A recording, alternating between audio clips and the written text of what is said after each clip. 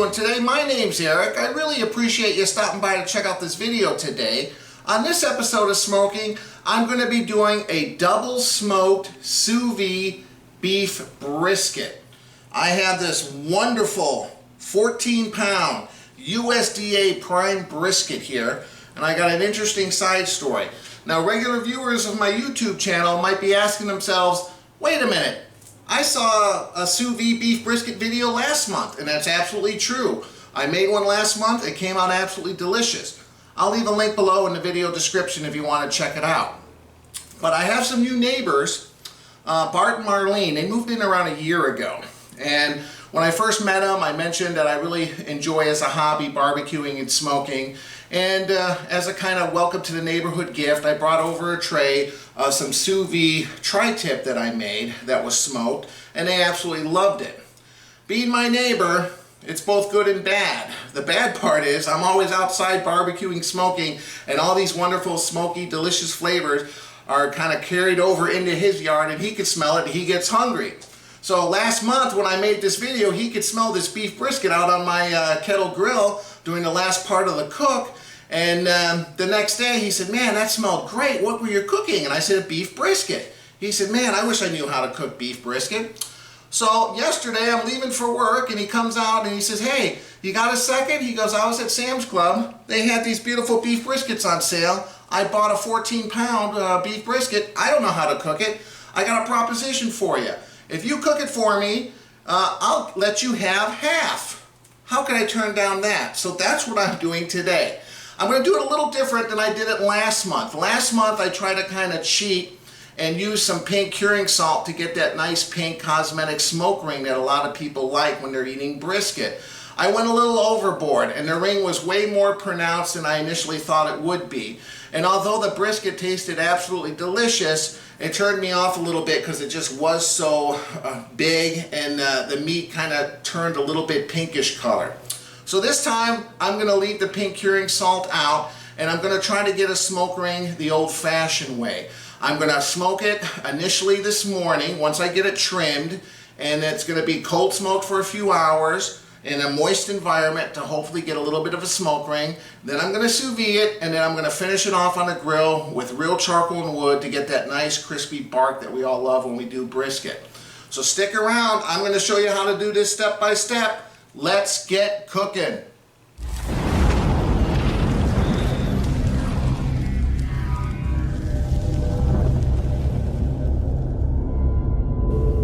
Alright, so as you see, I took it out of the package, I rinsed it off with cold water, and I got busy trimming it. I didn't want to waste time showing you how to trim it. There's some great videos on YouTube. Just search trimming a brisket. T. Roy Cooks makes one. There's quite a few out there. So this is the top part here. I cut a big chunk of fat. The real important pieces of fat to cut off a brisket are the really hard pieces that aren't going to render down. It's okay to have a little bit of fat, but you don't want too much. And cooking it sous vide is going to break this down because we're going to be cooking this for at least 24 hours. So don't be concerned if it looks like there's some fat. A good brisket, prime brisket, is going to have some marbling, and there is going to be some fat. And on the other side here, it's perfectly okay to have around a 1/4 inch to a 1/2 inch of fat in certain places, okay? So don't be freaking out if you can't get it all.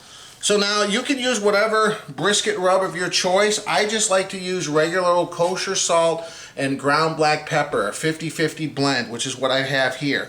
So now we're just going to sprinkle this on our brisket.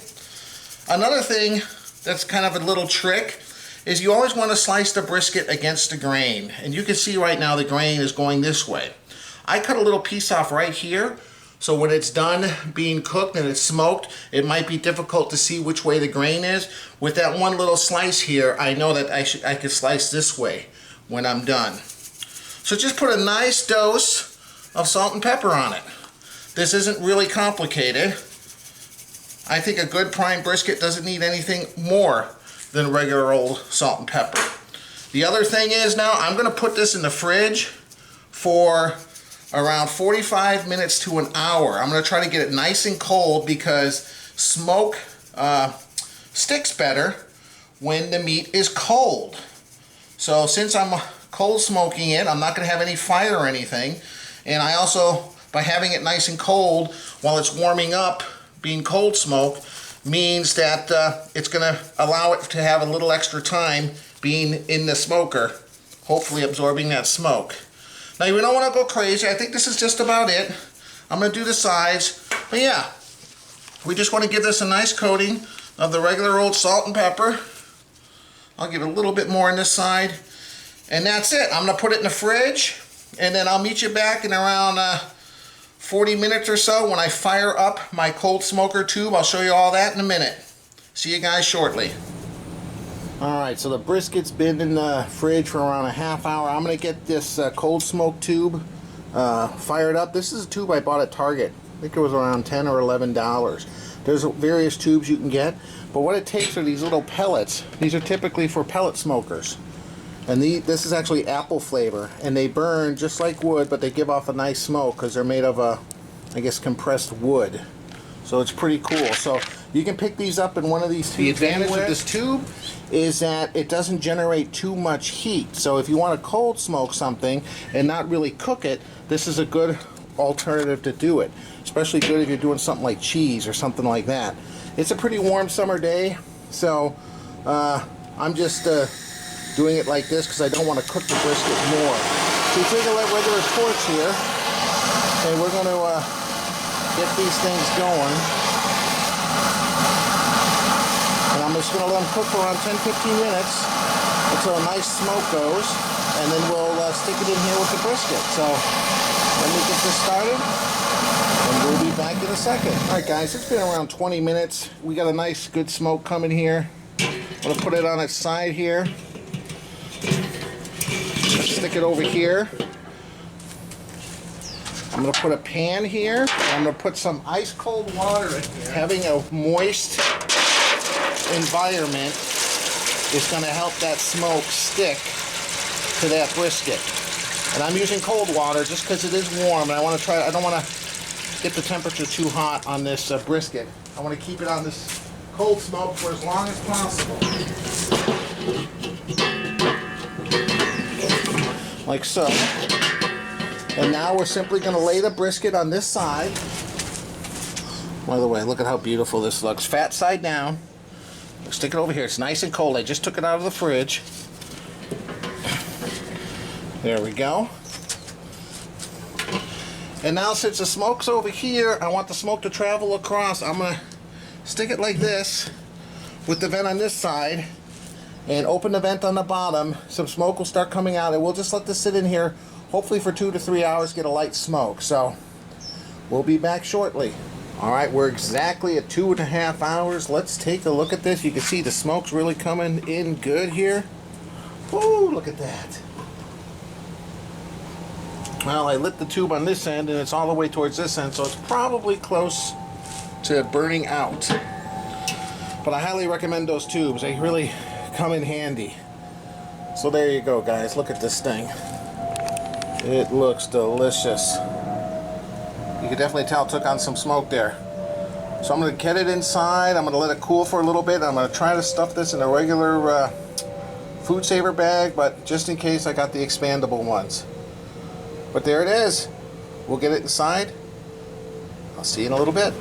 Alright, here we are, fresh off the smoker, 2.5 hours with those apple pellets. Definitely tell it has taken on some smoke. I hope it's got a nice smoke ring. We'll find out. It's still not very hot, but I'm going to try to squeeze this now into a food saver bag. Wish me luck. I'll be back shortly. I did it. Got it in there. Took a little help with my wife Monica to hold the bag while I squeezed it in. So far, 2 15-pound briskets, I've been able to get them in a standard food saver bag. And I double bagged this one because it's going for such a long cook. So let me get my big sous vide container on the counter and get some hot water in there and get it heated up, and we'll plop it in and we'll start this cooking. 24 to 36 hours. Alright, I got my big sous vide container. I got it set for 155 degrees. I got it, the timer, 36 hours. As long as we go 24, we're perfectly fine. But if you can go all the way up to 36, I think it's going to be even a little bit better. Here it is. Beautiful. So I'm going to slide this bad boy in here. I didn't fill it all the way because I wanted to make sure the water level didn't exceed the maximum. And there we go. When I put it in first, it always sinks to the bottom, but I bet by nighttime this will start floating as some air is released and some of this fat starts to break down. So you might have to, depending on your container, you might have to put something in there to weigh it down. I'm going to take some aluminum foil and cover it, which will help prevent the water from evaporating. So there we go, 155 degrees, 36 hours. I'm going to push start, and I will see you guys back tomorrow. See you then. Welcome back. It's the next day. 5 hours and 25 minutes left, so it's been around 31 and a half hours, and it's bedtime. I'm tired. I had something weighing it down because it was floating, but I just took it off now. I'm just going to take this out, put it on some ice, and we'll get ready to put this on the grill tomorrow. So let me get this out real quick. So when you take it out, it's going to be extremely hot. If you're not going to cook it and finish it right away, you need to shock chill it to get that temperature down. You don't want to just throw it in the fridge. It's going to heat up all the food in there, and it's going to take a long time to get down to a safe temperature. So what I usually do, I just take a tray of water, cold water. You want to submerge it. And then I have some ice poured here. And this will help lower that temperature relatively quickly. I'm going to let this sit in here for around 15-20 minutes, and then I'm going to put it in the fridge, and we'll take it out tomorrow and finish the process. See you guys tomorrow. Alright guys, here we are. It's the next day. I just got the kettle grill started with some charcoal. In the meantime, while I'm waiting for that to get going, time for a beer review. It's a hot day today. Sierra Nevada Hazy Little Thing IPA. They're out of Chico, California. I've had a couple of their beers before. Never been really super impressed, but I saw this little 6-pack here and it caught my eye at the store, so I thought, why not? But I'm looking for something a little bit refreshing today. It's so hot. But luckily the clouds just came in. It's a little overcast now. And I'm hoping the worst part of the heat is over. It's around 4 in the afternoon, and I think it is. So you see right away, it's definitely unfiltered. You can see how cloudy it is. I went on their website. They said this is completely unfiltered and unprocessed. It goes straight from the tanks right into the cans, so they don't do any kind of processing. I don't know what that's going to do to the flavor, but that's a big selling point, at least to them. Thanks again for watching my video, guys. I really appreciate it. Cheers. Okay, right off the bat, I smell a lot of fruit flavors. Tangerine, orange. Smells very good. Cheers.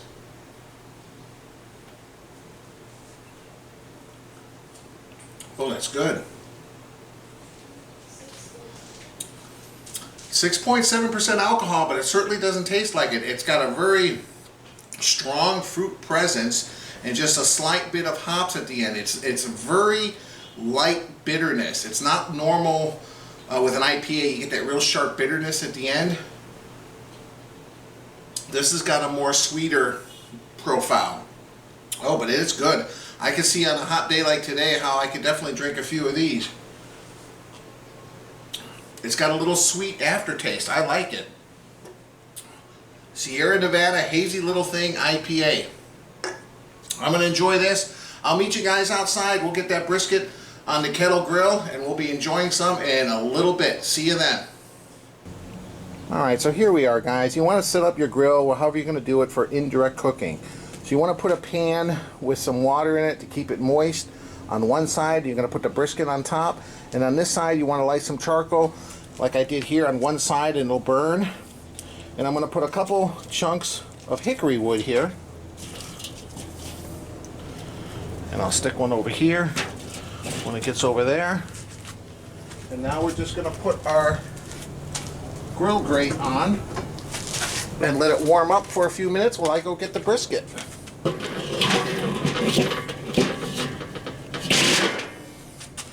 Perfect. I'm going to put the lid on there and We'll be back in a second. Put that brisket on. Alright, I've been having this stabilize here for around 15 minutes. I closed the vent on the bottom to a quarter open, and the top you can see to around a quarter open. I don't want to cook this too hot.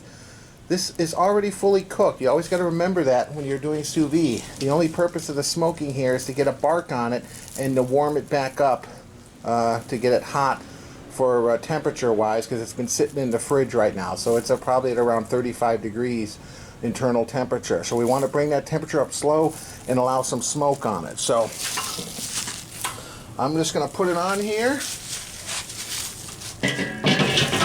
Look at how beautiful this looks, man. We're going to put the fat side on the bottom, so I'm going to put it right over here, over the water pan. And if you have a thermometer, I'm not going to pull out my Insta-Read. I'm just going to put one in here inside the grill. So when I come back, probably in around half hour, 45 minutes, I can get a rough idea of what the temperature is. But I think if I keep both those vents at a quarter, it should stabilize maybe anywhere from 230 to 270, which is probably perfect. I mean, you don't want to go much higher than that. And again, smoke's here, brisket's over here. We're gonna put the smoke or the vent on this side so it can come up, and that's it. This should take hopefully we can get 2 to 3 hours of smoke on this, and then we will be ready for some delicious smoked brisket. So the hard part's done. Now we just have to wait. I'm gonna go finish my beer and probably have another one. It's gonna take a couple hours, and I'll meet you guys back here maybe in an hour. We'll check and see how it looks. See you then. All right, it's been around 2 hours and 40 minutes. I think this has got to be pretty close to done. Let's see. The temperature gauge is saying it's right at 225, which is perfect. We still got a nice smoke, that last piece of wood. Let's see what kind of temperature we get. It's got a really nice bark on it. I like it. Oh, I put it on Celsius. Hang on. Let's see. 126? I mean, it's still not that hot. You know what I'm going to do? I think it's got plenty of smoke. I'm going to open up the vents. Just going to get some high heat on it. Just try to bring the temperature up on it enough so it'll be warm when we eat it. So I'm just going to open up the vents for the next 10-15 minutes, and we will be done. Alright guys, here we go. Fresh off the smoker. It was just about 3 hours. Man, I love the bark on this. Man, it's still a lot of juice in there. You can see it just looks great. I'm just letting it rest here for a second, and I'll slice into this. I just wanted you to see how it looks like right off the smoker. Man, it looks good and it smells great. We'll be back in a second when I cut into this. Alright, here we go. It's been sitting for around 15 minutes, just letting those juices get together. Let's take a look here and see. Right there where I cut it. Let's see.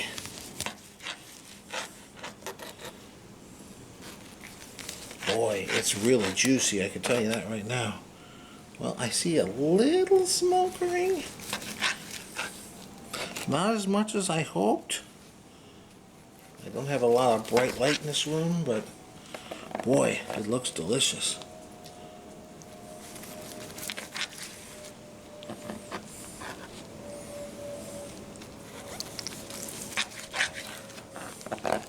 Let me keep cutting this. We'll see how this looks here. Look at this. Look at the juice. Wow. Very nice. Let me keep slicing this. We'll be back in a second. Guys, I just want to show you one piece up close here. Oh, it looks good. Let's see. Let's do the little... Oh, my dog's going crazy. Someone's out in the dog park. Let's do the little hang test here. Let me move this up. Oh, Dixie, come on. You can see that there. Now let's do the pull test. Oh, look at that. Woo! Looks good. Wow.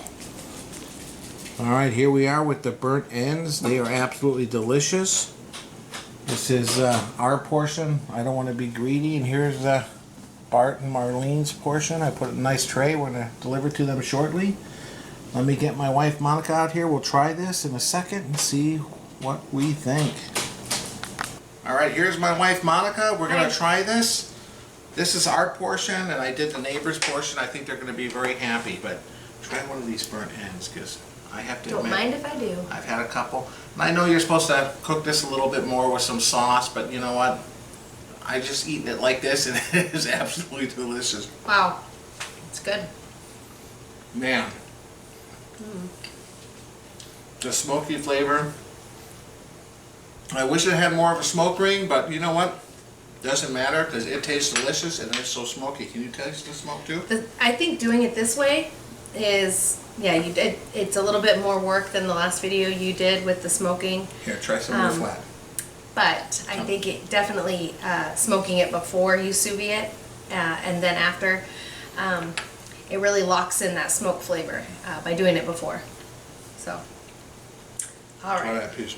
Yeah. So smoky, so delicious. It is good. It's got a nice little smoke ring. A little smoke ring. I'm looking for that. Very flavorful. It's, yeah, I mean, what it lacks in that big good. pink smoke ring, it more than makes up in flavor. I mean, this is some of the most flavorful brisket I've had, and I think that's because I smoked it before and after with the sous vide. Great way to do it. Well guys, as always, I really appreciate you watching my video. If you like my video, please hit like. If you like my channel, please subscribe. Click the link above to my website, ericsmokingbbq.com, and we'll see you next time. In the meantime, I'm going to enjoy more of this smoked brisket. Thanks guys, I really appreciate it. See you next time.